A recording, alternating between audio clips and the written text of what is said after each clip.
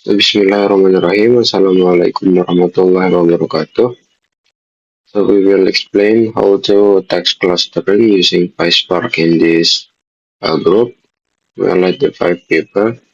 First one is Lalu Bisma Kurniawan Haris, is my with name F F1D022055, and lalu Romi Rahmat Amarta Putra with name F1D022058, and Muhammad Isar Asazili with name F1D022070, and Muhammad Agil Syahid Agil Ashabani with name F1D022079, and Muhammad Akbar Setiadi with name F1D022140. And first thing first, and uh, I'll I'll explain this code. I'll explain how to creating a PySpark session, loading data from CSV file, and starting the text processing, include the tokenization and stop word removal. So first thing first, we'll create a Spark session using this Spark session in the line 1. So I used the builder method to define an application named text clustering, and the get get or create ensure that if a session already exists, it will reuse it. So next is reading the CSV data using this code.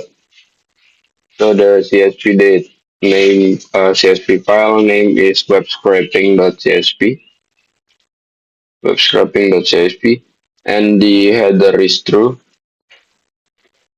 Option ensure that the first row in CSV file is treated as a column name, and the inverse schema is true. It is to automatically determines the data type of each column, and to convert and we convert the maintain content to consistency. I use this code to lowercase all the content. And next, we display the schema and the sample data. To ensure the data is loaded correctly, I use this code to display the data of each column.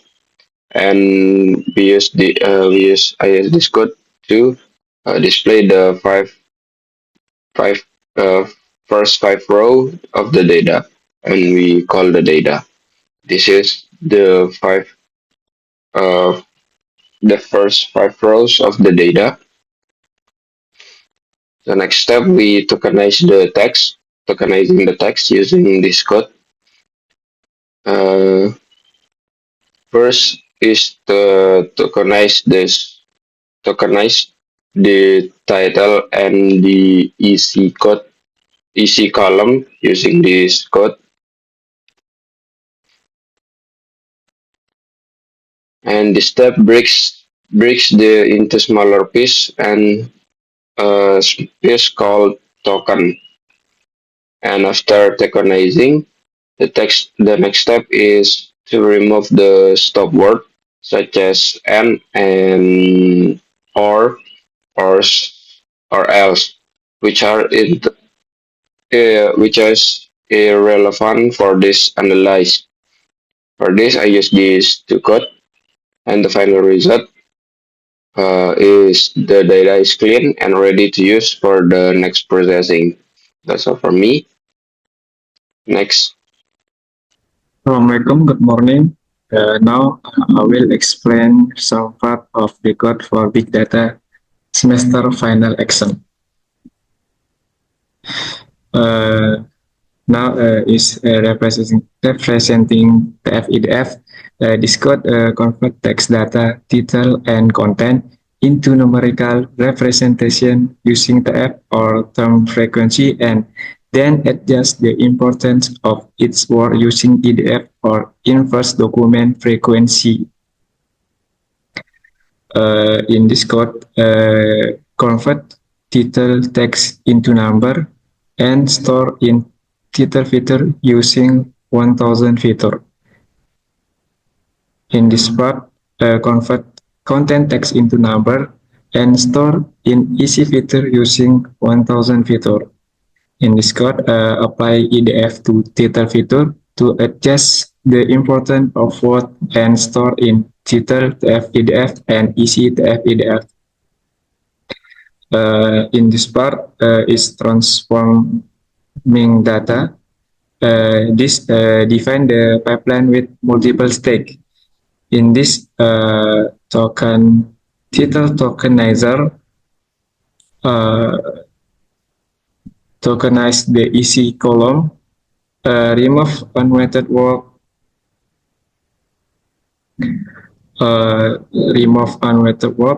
convert title text into numerical feature, convert easy text into numerical feature, and apply EDF transformation to title easy and easy feature. This is a drop row with missing title or easy columns. Fit the pipeline into the clean data transform and using data title model to get the FEDF feature, and show the first 5 rows of the FEDF feature for title and easy.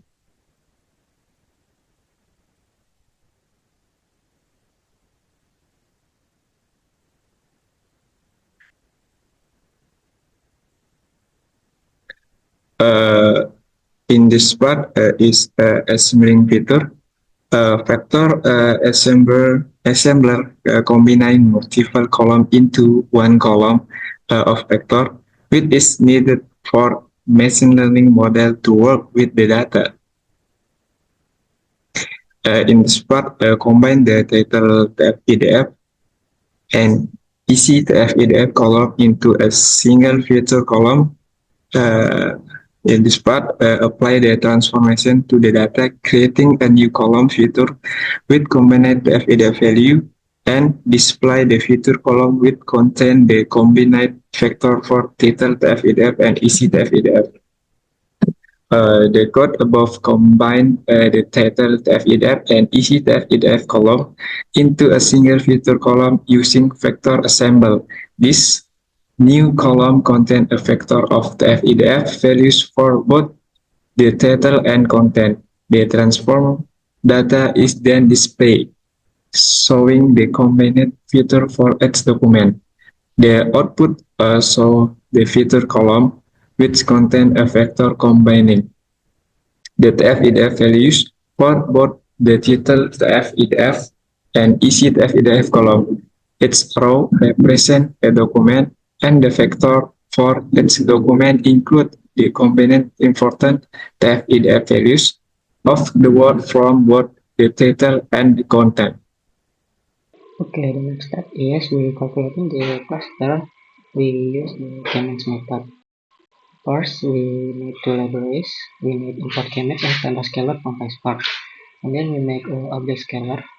We fill the scalar with standard scalar, which is input column. Input column is features from this output column with assemble, and the output column we name it scalar features, and with name is pop and with std is true. And we make object data scale that we fill the variable data scale with scalar.fit, and we need the new data and transform new data, and we make the prediction from the cluster. We make k-means. We make variable k-means that contains a k-mean class. We set k value into true and set seed 1 and set feature column with scale features. And we make a model variable. We fill the model variable with k-means.fit, and the parameter is data scale. and then we can make the prediction of the cluster. We make variable cluster. We fill the variable with model transform data scale, and then we show the cluster with cluster.select. We call scale features and prediction, and this is the table. This is the features, and this is the prediction, the cluster prediction. And the next step is we evaluating the cluster. We using the silhouette method. First, we need to import cluster evaluator from PySpark. Then we make a variable evaluator. We fill the evaluator variable with class clustering evaluator. With features com is scale features, metric name is silhouette, and distance measure is square equilibrium. And then we make the silhouette score with we fill silhouette score with evaluator evaluate the cluster, and we print the silhouette score. And then we can see we get the silhouette score is negative 0.170725 NH. And then after we evaluating the cluster, and now we can reduce the dimensional using PCA. First, we import PCA from PySpark, and then we make a PCA. We initialization PCA with PCA class. The key value is 2, and input column is scale features, and output column is PCA features. And then we make PCA model that contain PCA.fit. We call cluster as the parameter. And then we make data PCA that contains PCA model that transform cluster. Now we can select the PCA, and this is the table of PCA features and the prediction of cluster.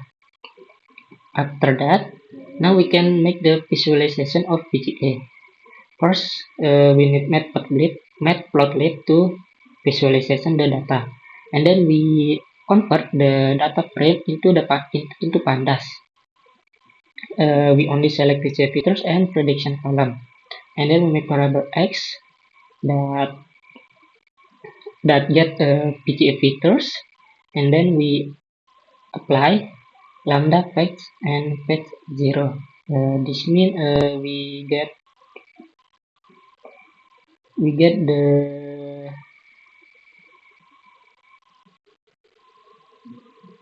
the component from PCA features, the first component from PCA features, and then the y variable, same thing as x variable, we get, but in y variable we get the second component of PCA features, and then we can show the visualization of PCA features. In this visualization, we can see that average of dot color is purple, and only one dot is yellow. It means is only one PCA features is a cluster of 2. Baik, di sini selanjutnya saya akan menjelaskan hierarchical clustering. Pertama kami akan mengimpor dulu library yang dibutuhkan seperti pandas yang digunakan untuk manipulasi dan analisis data. Kemudian ada sklearn, feature extraction text, mengimpor TF-IDF vectorizer yang digunakan untuk mengubah teks menjadi representasi numerik dengan menghitung nilai TF-IDF-nya. Kemudian ada import agglomerative clustering. Ini digunakan untuk melakukan pengelompokan kata secara hierarkis, sementara cosine similarity digunakan untuk menghitung kesamaan antar vektor teks berdasarkan sudut kosinus. Kemudian ada matplotlib dan seaborn kita gunakan untuk memvisualisasikan data. Selanjutnya ada read data dan clustering using hierarchical clustering. Pertama di sini kita membaca file web scrapling.csv dulu menggunakan Panda. Selanjutnya kita menggabungkan kolom title dan isi ke kolom baru, yaitu kolom bernama combine text, menghitung TF-IDF vectorizer untuk representasi fitur teks, dan kita menghilangkan kata-kata berbahasa Inggris dalam teks tersebut. Selanjutnya menghitung matriks jarak cosine similarity-nya.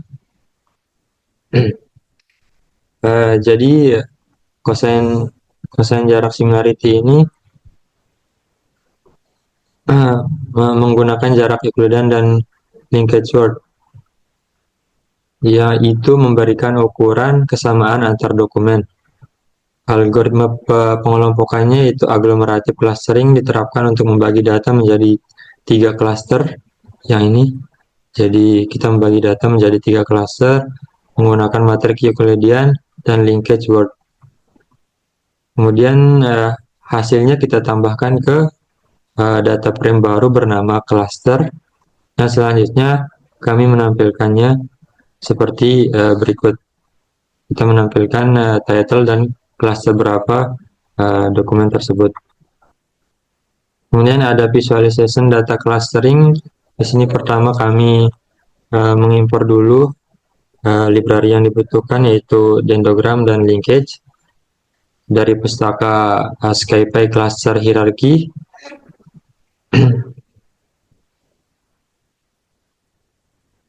Kemudian kita membuat matriks kesamaan kosinus yang telah dihitung sebelumnya, diolah menggunakan linkage word. Kemudian kami membuat figur 10x7 untuk menampilkan dendrogram. Hasilnya seperti berikut.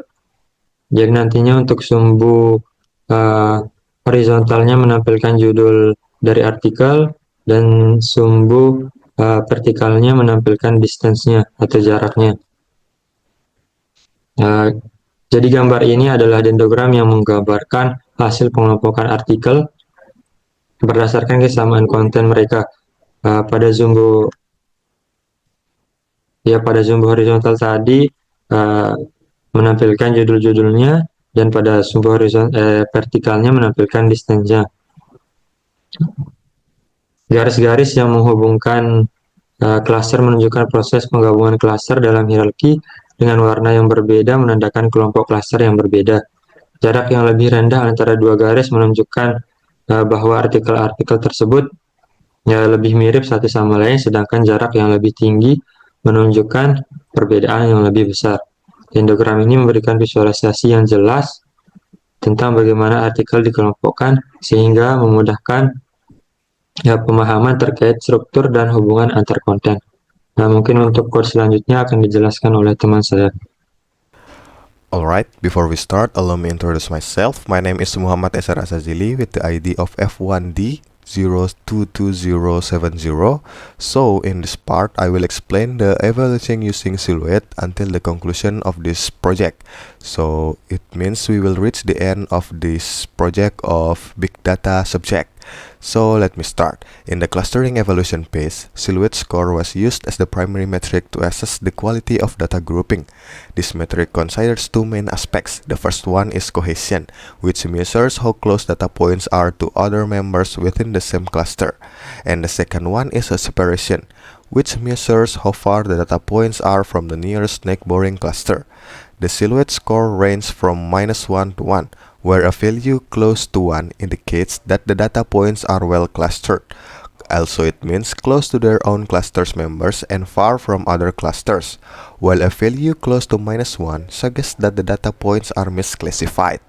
The evaluation results showed that the K-means method with the parameter K equals 3 achieved a Silhouette score of -0.17072, indicating poor clustering quality. This suggests that the data points within the K-means clusters were not well grouped, or there was significant overlap between clusters. On the other hand, the hierarchical clustering method produced a Silhouette score of 0.078, which is slightly better than K-means. A positive score indicates that hierarchical clustering was able to create better groupings, though still far from ideal. To support the clustering evaluation, Dimensionality reduction was performed using principal component analysis, also known as PCA. PCA reduced the high-dimensional TF-IDF data to just 2 dimensions, enabling the visualization of data in 2-dimensional space. This process helps identify patterns and cluster distributions.